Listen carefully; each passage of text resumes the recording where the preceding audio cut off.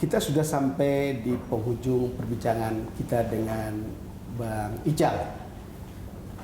Bang Ical, ada kritik tentang Anda sebetulnya. Anda tidak bisa membawa Golkar untuk mendapatkan tiket menjadi calon presiden pada Pilpres 2014 kemarin. Golkar punya tiket untuk menjadi calon presiden, yaitu pendukung Prabowo. Saya sebagai pribadi memilih untuk tidak pada saat itu berkoalisi dengan satu partai lain dengan calon yang saya anggap tidak mungkin menang.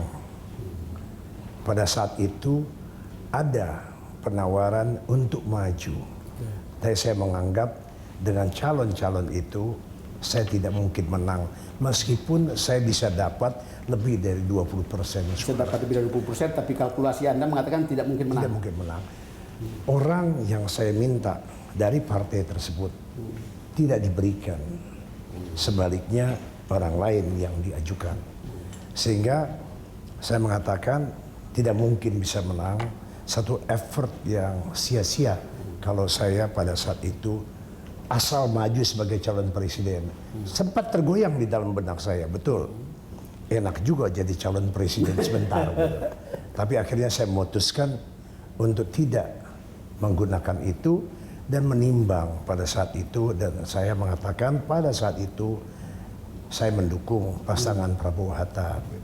Ya, tetapi kan waktu itu Bang Ical di malam-malam terakhir penentuan calon wakil presiden kan kita tahu peliputannya Anda ke Tekuman untuk katanya mau menjadi calon wakilnya. Ada dua-dua. Saya ke Teguh Umar dulu, sesudah itu Pak Prabowo ke rumah. Pada malam yang sama, pada malam saat saya mesti menentukan sikap. Saya kira itu saja bedanya. Soalnya ada perbedaan waktu pilek, kalau tidak salah Golkar naik suaranya walaupun kursinya tetap nomor 2. Ada kenaikan 4 juta. Apa yang kayak itu? Karena Anda percaya statistik. Pada waktu pileg yang banyak sekali orang tidak merasa, tidak melihat, tidak mau membahasnya. Kita lihat secara popular vote, untuk pertama kalinya tren Golkar adalah menaik. Betul. Secara popular vote, secara elektoral kita memang menurun. Tapi popular vote untuk pertama kalinya sejak 2004 Partai Golkar mengalami kenaikan. Bang Ical, setelah tidak jadi ketua umum Golkar lalu ngapain? Ya, menjalankan hidup dengan tenang, sebagai orang tua, memberikan satu masukan bagi yang muda, memberikan pengalaman-pengalaman yang ada, kemudian juga lebih banyak dengan keluarga, ya itu aja. Karena politik itu katanya termasuk pekerjaan atau profesi yang ediktif, jadi orang membuat ketagihan. Kita memberikan masukan. Kalau saya mengatakan pengalaman saya itu Tuhan kasih pengalaman begitu banyak. Gila, banyak banget pengalaman itu. Saya mana ngerti sebelum dijadikan Menko Kesra tentang bagaimana menangani HIV/AIDS. Betul. Bagaimana menangani flu burung. Saya ketua ya, era Bang Ical jadi Menko. Iya, itu pengalaman. Itu mesti dikasih sama yang. Kalau saya tidak kasih pengalaman pada yang muda, diminta atau tidak diminta, maka saya dosa.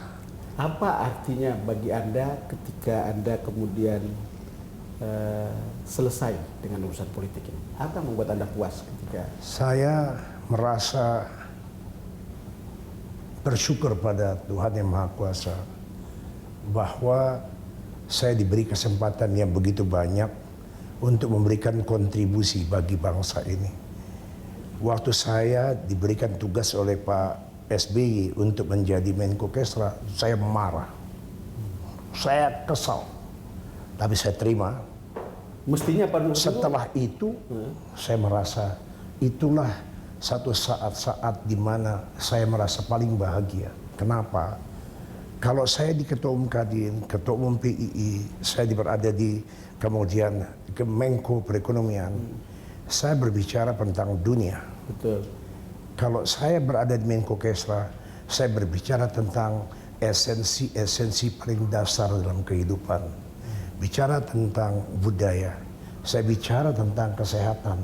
Saya apal kenapa TBC itu dan sebagainya. Saya tahu bahwa banyak yang belum tahu, Don, banyak yang belum tahu bahwa setiap hari orang meninggal karena TBC itu lebih dari 300 orang setiap hari. Dan ini harus menjadi problem Indonesia paling besar. Artinya 100.000 orang meninggal setiap tahun di Indonesia. That's our problem yang mesti kita selesaikan. Sekarang kalau Bang Ical lihat pemerintahan Jokowi ini sekarang ini, apa yang Bang Ical bisa katakan tentang Saya mengatakan satu hal mengenai pembangunan infrastruktur luar biasa. Yang saya harapkan bahwa memberikan perhatian pada masalah ekonomi dan kesenjangan di dalam kurun waktu 2 tahun ini. Karena yang krusial menurut pendapat saya adalah 2016-2017 sebelum infrastruktur itu jadi. Kalau kita lihat dari angka-angka BPS, kemiskinan bertambah, itu angka B bukan angka saya.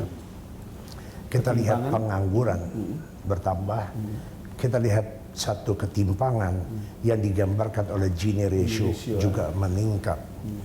Ini harus menjadi perhatian utama. Barangkali salah satu kontribusi saya sebagai Ketua Umum Golkar meminta kepada Saudara Fadil Muhammad waktu dia Ketua Komisi 11 untuk memasukkan angka-angka non-ekonomi ke dalam APBN. Ini belum banyak. Angka non-ekonomi ke dalam APBN. Sebagai ukuran keberhasilan yang sekarang masuk, belum pernah masuk. Angka kemiskinan, angka pengangguran, angka Gini ratio, dan indeks pembangunan manusia belum pernah sebelumnya ada di dalam satu APBN kita sebelumnya berbicara tentang angka-angka yang kualitatif. Sejak APBN 2015 perubahan dan APBN 2016 itu sudah bisa masuk dalam itu. Nah, itu yang saya harapkan mulai dikupas oleh media. Bang Ical, terima kasih sudah berbincang dalam DBS To The Point. Terima kasih dan terima kasih. Pemirsa, demikian perbincangan saya dengan Ketua Umum Golkar Bapak Abu Rizal Bakri, yang selama setahun ini pasti Anda sudah dengar dan Anda baca, Anda lihat dan menjadi buah bibir. Seperti apa kemudian yang Anda lihat sekarang ini, Anda sudah dengar perbincangannya dan kesimpulannya silakan Anda ambil atau petik dari perbincangan ini. Terima kasih karena Anda sudah bersama kami. Sampai jumpa lagi dalam DBS To The Point episode berikutnya.